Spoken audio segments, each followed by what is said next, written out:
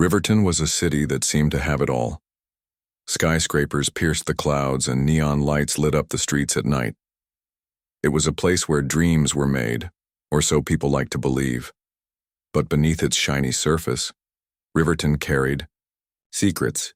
Secrets about inequality, division, and a system that favored some while crushing others. For years, tension simmered between the wealthy elite and the marginalized communities who lived in the shadows of progress. Among them, the Black community bore the brunt of injustice, particularly from a police force known for its unchecked power and bias. It was a quiet Tuesday evening when everything changed. Angela Hartley, the wife of Mayor Richard Hartley, found herself at the center of an incident that would shake Riverton to its core. Angela wasn't someone who usually attracted attention. She was elegant but reserved, often seen attending charity events or supporting her husband's political campaigns. That night, however, fate had other plans for her. Angela was driving home after attending a high-profile gala aimed at raising funds for underprivileged children. Dressed in an expensive gown and wearing diamond earrings gifted by her husband, she navigated the empty roads of downtown Riverton. Her silver sedan glided smoothly along the pavement until, suddenly, red and blue lights flashed behind her. Startled, Angela pulled over, wondering what could possibly be wrong. Two officers approached her car, one tall and broad-shouldered, the other shorter but equally intimidating. Both were white men with stern expressions on their faces. "Ma'am," the taller officer said, his voice cold and authoritative, "you ran a red light back there. Do you know how dangerous that is?" Angela frowned, shaking her head. "I'm sorry, officer, but I didn't run any red light. I was careful the entire way." Her tone was polite, almost apologetic, despite her confusion. The officers exchanged a glance before one of them leaned closer to her window. "Step out of the vehicle, please," he ordered. Angela hesitated but complied, stepping onto the curb in her designer heels. The cool night air sent shivers down her spine, though it wasn't just the temperature making her uneasy. What followed next was a nightmare. The officers searched her car thoroughly, claiming they were looking for illegal substances. Angela protested, insisting there was nothing illegal in her possession. But no matter how much she tried to reason with them, they ignored her pleas. After several tense minutes, they came up empty-handed. There was no evidence to justify their accusations, yet instead of letting her go, the situation took a darker turn. One of the officers leaned in close, lowering his voice so only Angela could hear.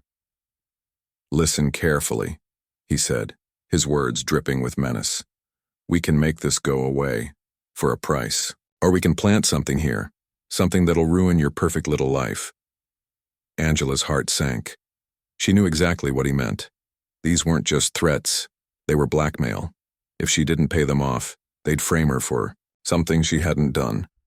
Panic gripped her chest as she realized the gravity of the situation.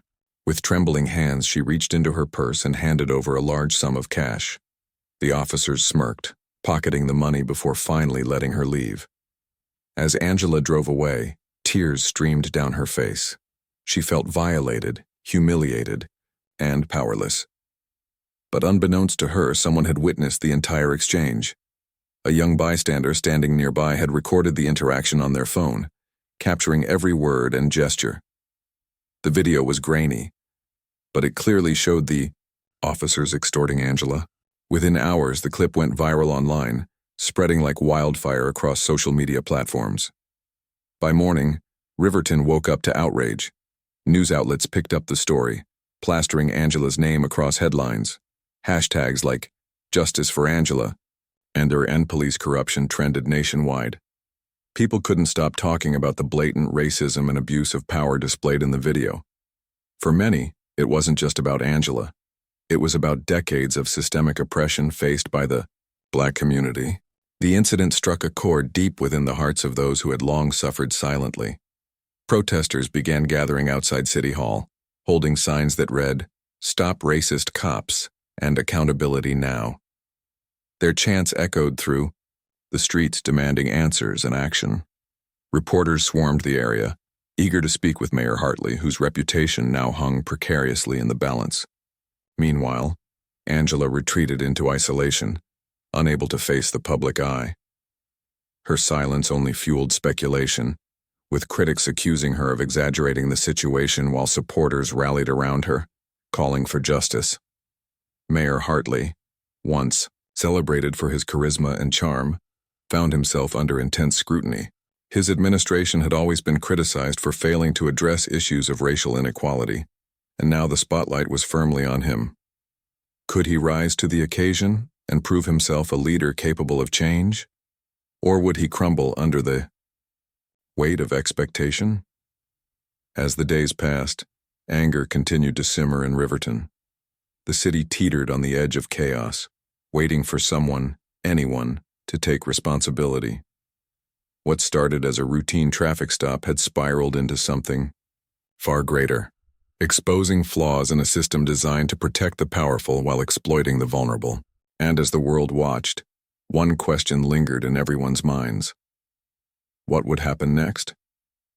For Angela Hartley, the ordeal was far from over. Her life had been turned upside down, and she struggled to find her footing amidst the storm. Yet, deep inside, a spark of defiance began to grow. She realized that staying silent wouldn't solve anything. If real change was to come, she would need to use her voice and her privilege to fight back against the very system that had victimized her. Little did anyone know, this was only the beginning. The city of Riverton was about to explode in ways no one could have predicted. The morning after the video of Angela Hartley's encounter with the police went viral, Riverton woke up to a city buzzing with anger and disbelief. Social media timelines were flooded with comments, reactions, and heated debates. People from all walks of life, students, professionals, activists, and even celebrities, shared their thoughts on what had happened. For many, the incident wasn't just about one woman being mistreated. It was a glaring example of systemic racism and corruption that had plagued Riverton for years. Outside City Hall, a large crowd had gathered by sunrise. Protesters held signs that read, "Enough is enough," "No justice, no peace," and "Black Lives Matter." Some chanted loudly, their voices echoing off the glass buildings surrounding them. Others stood quietly, holding candles in memory of those who had suffered similar injustices but never received justice. The air was thick with emotion, anger, frustration, and sadness, but also hope. Hope that this moment could be the catalyst for real change. Mayor Richard Hartley watched the scene unfold from his office window, his face etched with worry. He had always prided himself on keeping Riverton running smoothly, maintaining an image of prosperity and progress.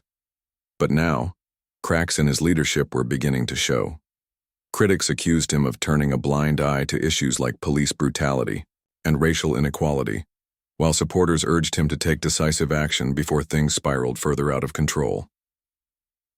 That afternoon, Mayor Hartley called an emergency press conference. Reporters packed into the room, cameras flashing as they jostled for the best position. When the mayor stepped up to the podium, the room fell silent. His usual confident demeanor was replaced by visible tension. Sweat glistened on his forehead as he adjusted the microphone and began to speak. "Ladies and gentlemen," he started, his voice steady but strained, "what happened to my wife, Angela Hartley, is unacceptable. I stand here today not just as a husband, but as the leader of this city, to promise you that we will get to the bottom of this matter. Those responsible will be held accountable." The crowd erupted in murmurs. Some applauded his words, while others rolled their eyes, skeptical of yet another empty promise. A reporter raised her hand and asked the question everyone was thinking. "Mayor Hartley, why has it taken something like this, a personal attack on your own family, for you to address these issues? Why haven't you done more to tackle police, misconduct, or systemic racism in our city?" The mayor hesitated, clearly caught off guard. I understand the frustration," he stammered. "But let me assure you, we are committed to making meaningful changes. We will launch a full investigation into the officers involved, and I have already spoken with the police chief about implementing reforms." Despite his assurances, trust in the mayor was waning. Many residents pointed out how often such promises ended in disappointment. Over the years, there had been countless incidents of police misconduct, yet very few officers faced consequences. Protesters outside weren't satisfied with vague commitments. They wanted tangible action. As the press conference continued, chants from the streets grew louder, drowning out the mayor's voice at times. Meanwhile, Angela Hartley remained out of sight. She hadn't left her house since the incident, overwhelmed by shame and fear. Friends described her as a shell of her former self, barely eating or sleeping. Her silence only fueled speculation.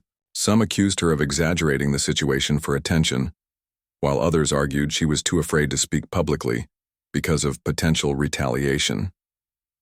Rumors swirled online, painting conflicting pictures of who Angela really was: a victim, a pawn, or something else entirely. Behind closed doors, Angela wrestled with guilt.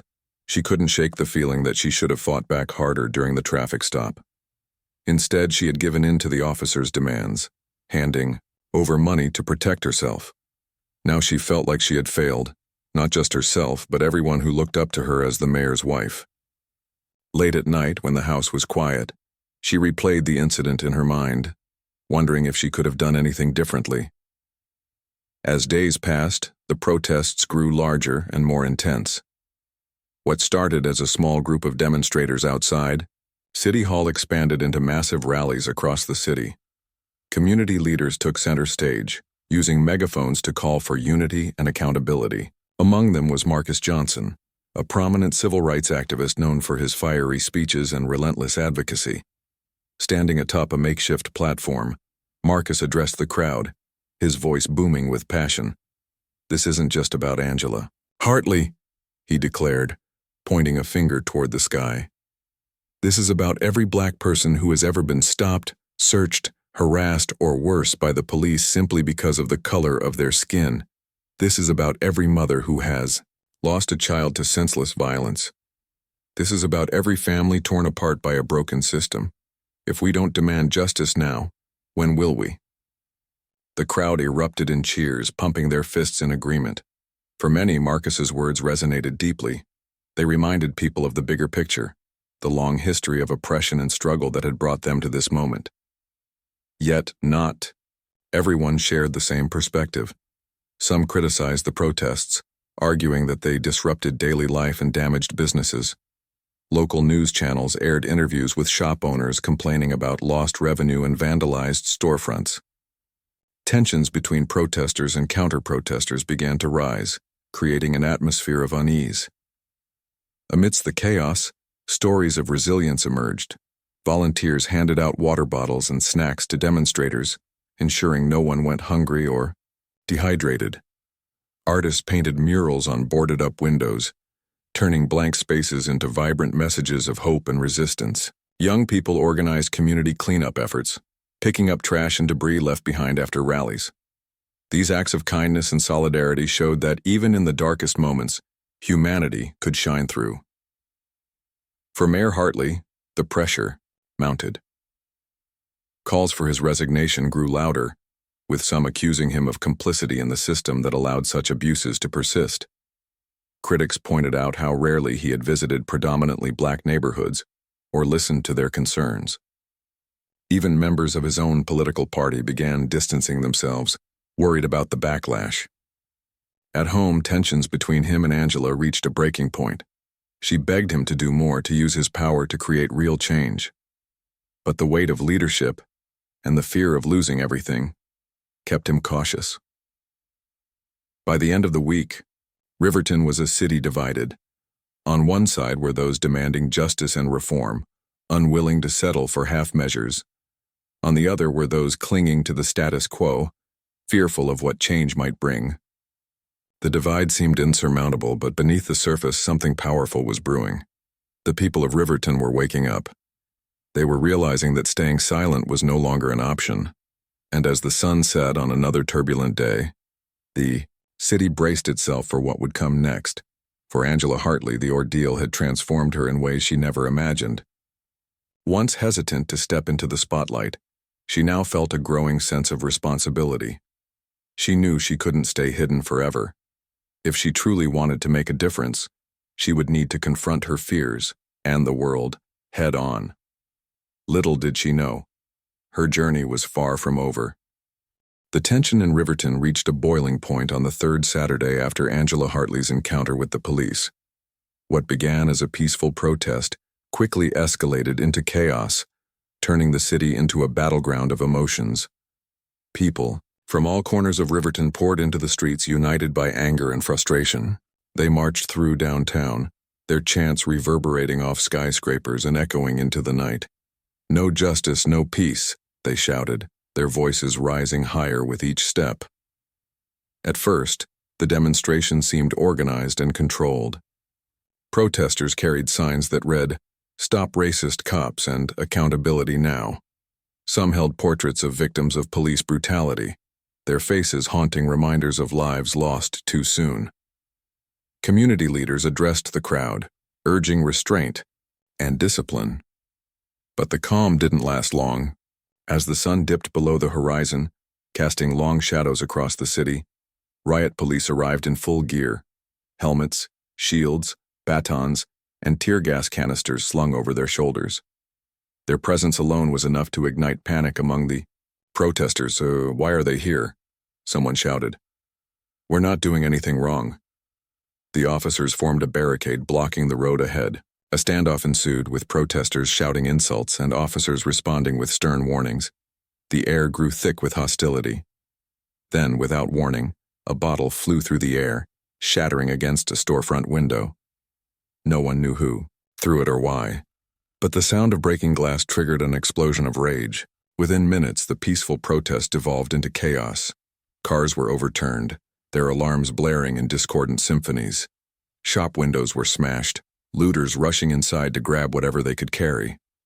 Fires erupted, sending plumes of smoke spiraling into the sky. The once pristine streets of Riverton now resembled scenes from a war zone.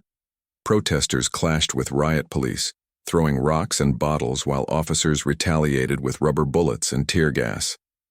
The acrid smell of smoke filled the air, mingling with the cries of pain and anger. Amidst the destruction, stories of heroism emerged. A group of young activists worked tirelessly to protect local businesses owned by people of color. They formed human chains around shops, shielding them from harm.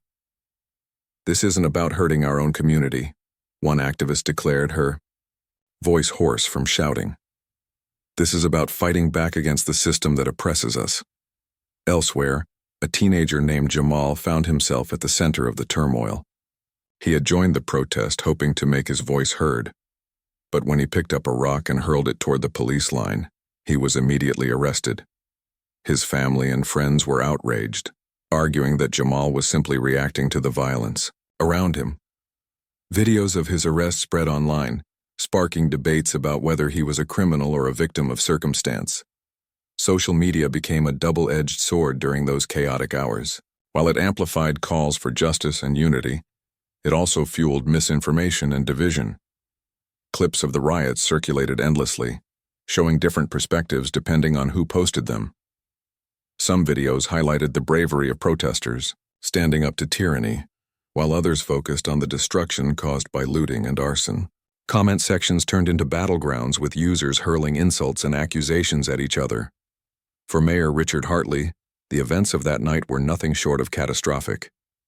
Watching the news coverage from his living room, he felt a mix of despair and helplessness.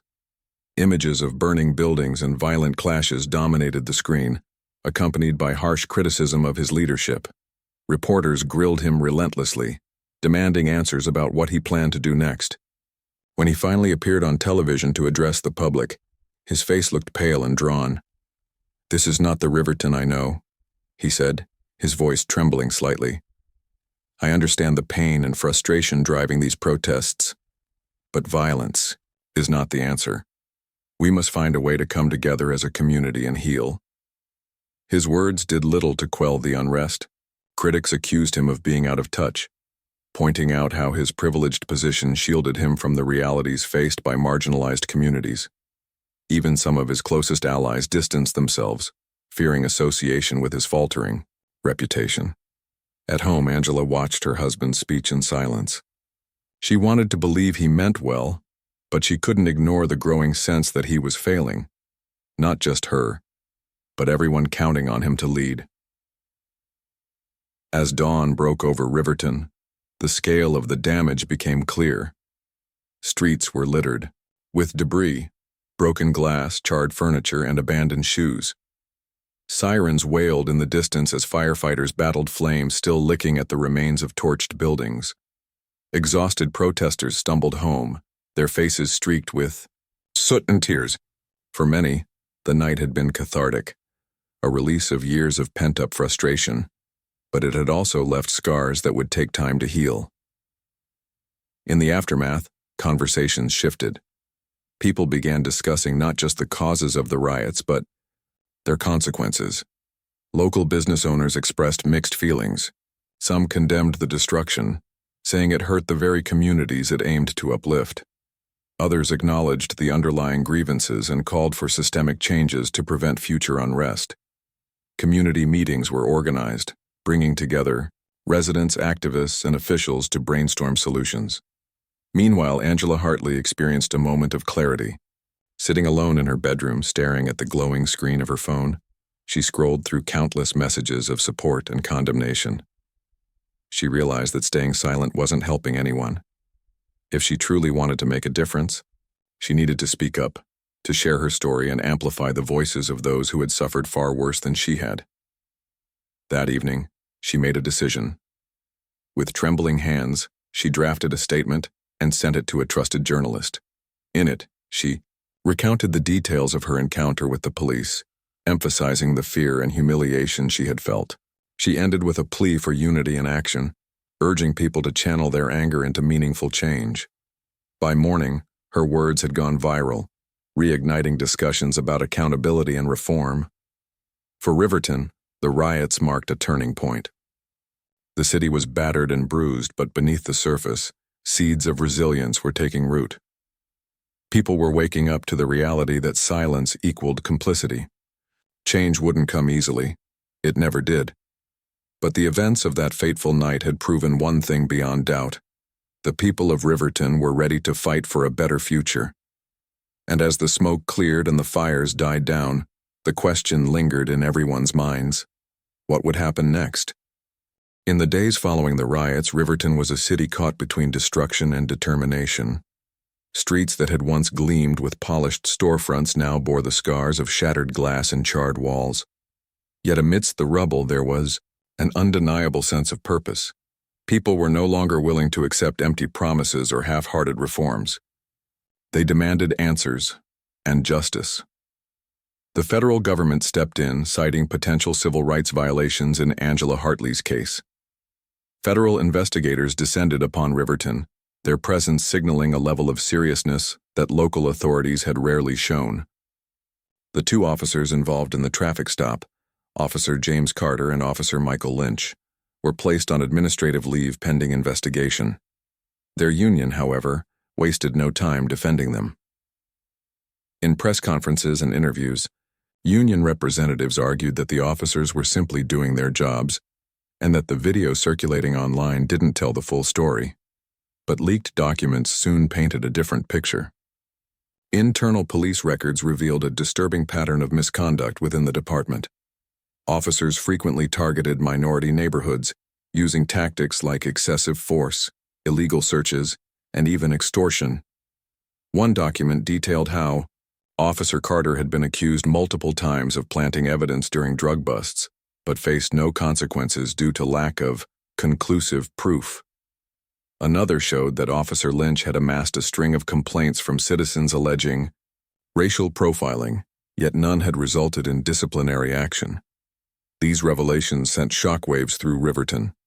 For years, residents had suspected corruption within the police force, but seeing it laid bare in black and white was something else entirely. Trust in law enforcement plummeted, and calls for accountability grew louder. Protesters outside City Hall chanted new slogans, "Fire the bad cops," and "Reform now." Social media buzzed with hashtags like "expose the truth" and "hold them accountable." Mayor Richard Hartley found himself under unprecedented pressure. His approval ratings had plummeted, and critics accused him of complicity in the system that allowed such abuses to persist. Some even suggested he knew about the officer's behavior, but chose to ignore it to avoid controversy. At one town hall meeting, a young woman stood up and confronted him directly. "How can we trust you to fix this when you've ignored us for so long?" she asked, her voice trembling with emotion. "My brother is dead because of cops like these. What are you going to do about it?" The mayor hesitated, visibly shaken by her words. He promised sweeping changes, announcing plans to increase funding for community policing initiatives and implement mandatory bias training for all officers. He also pledged to establish an independent oversight committee to review complaints against the police. These measures were met with mixed reactions. Some praised his efforts as a step in the right direction, while others dismissed them as superficial band-aids designed to appease public outrage without addressing deeper systemic issues. For Angela Hartley, the investigation brought both relief and anxiety. On one hand, she was glad that federal authorities were taking her case seriously.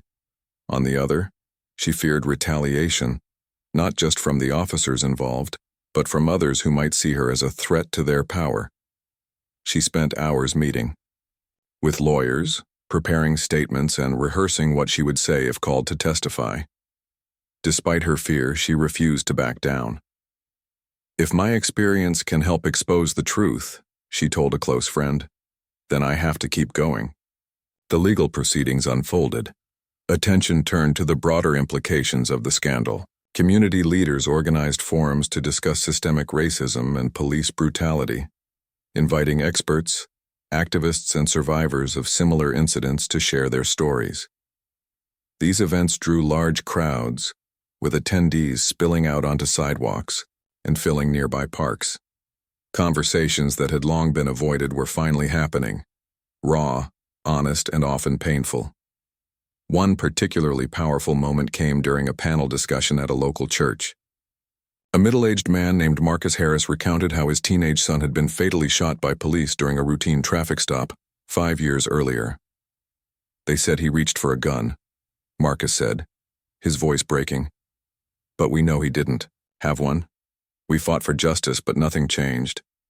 Now maybe Angela's story will open people's eyes." His words resonated deeply with those in attendance.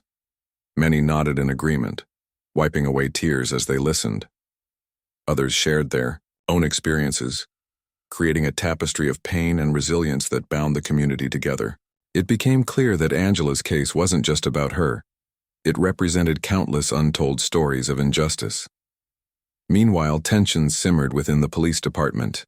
Officers divided into factions, some supporting Carter and Lynch, others calling for transparency and reform. Morale plummeted as colleagues turned against one another. Rumors spread of anonymous tips being sent to investigators, implicating higher-ups in covering up past misconduct. The atmosphere was tense, with many fearing they might be next in line for scrutiny. Back at City Hall, Mayor Hartley struggled to maintain control. His political allies urged him to distance himself from the scandal, warning that it could cost him re-election. But Angela insisted he stay involved, reminding him of his responsibility to lead. Late one night, after another exhausting day of meetings and interviews, the couple sat together in silence. Finally, Angela spoke. "Richard, this isn't just your career on the line. It's our city. If you walk away now, you're telling everyone that their lives don't matter." Her words struck a chord. For the first time, the mayor seemed to grasp the gravity of the situation. He began attending community forums, listening intently as residents voiced their frustrations and hopes. Though some remained skeptical of his intentions, others appreciated his willingness to engage. Slowly, painfully, bridges started to form, where walls had once stood. By the end of the month, progress, however tentative, began to take shape. The Independent Oversight Committee held its first meeting, promising transparency and accountability. New policies were drafted to address discriminatory practices within the police force. Activists worked alongside city officials to design programs aimed at fostering trust between law enforcement and marginalized communities. While change wouldn't happen overnight, there was a growing sense that Riverton was moving in the right direction. Yet challenges remained. Critics argued that the reforms were insufficient, pointing out loopholes and vague language in the proposed policies. Others worried that without sustained pressure, momentum would fade, leaving the city vulnerable to regression. Still, for the first time in years, people dared to hope that the sacrifices made, the protests, the riots, the tears, might not have been in vain. For Angela Hartley, the journey was far from over. She knew the road ahead would be difficult, filled with obstacles and setbacks. But she also knew she couldn't give up, not now, not ever. As she looked out over the city she loved, battered but unbowed, she whispered a quiet vow. We'll get through this. Together. And though uncertainty lingered in the air, one thing was certain. Riverton would never be the same again. Weeks turned into months, and Riverton slowly began to piece itself back together. The scars of the riots remained visible. Burnt-out buildings stood like skeletal reminders of the city's darkest night, their charred frames casting long shadows over streets that had once been bustling with life. Yet alongside these grim sights were signs of hope.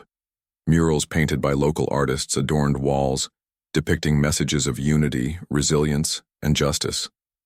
Each brushstroke seemed to tell a story, a testament to the strength of a community determined to rise above its pain.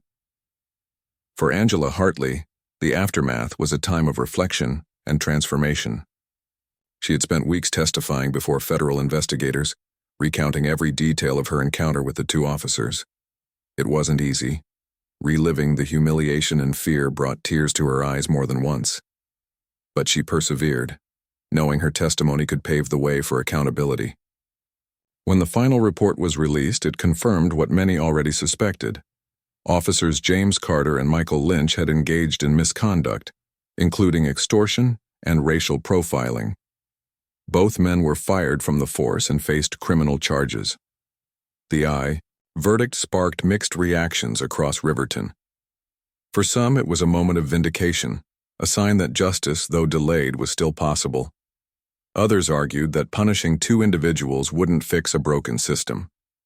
"This isn't just about them," said Marcus Johnson, the civil rights activist who had become a leading voice in the movement. "It's about dismantling the structures that allowed this to happen in the first place."